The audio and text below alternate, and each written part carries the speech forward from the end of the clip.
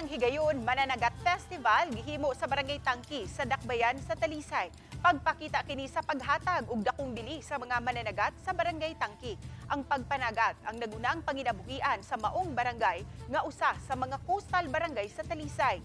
Ang mga dancers sa barangay gibahin sa pipila ka mga cluster nga pabunggahay ug pagpanindot ug paghimong mabulukon sa ilang mga pasundayag gikan sa street dancing hangtod na sa ritual showdown.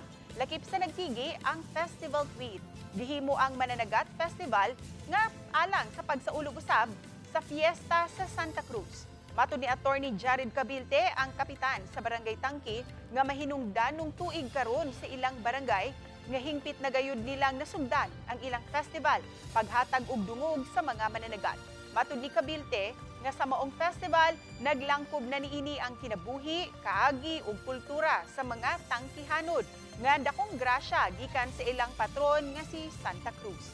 Ang koneksyon sa gasa sa dagat, panginabuhian sa mga mananagat ug ang pagtuo, pagsalig ug pagpasalamat sa Ginoo bisan pa man sa unos sa kinabuhi, padayon silang manlimbason.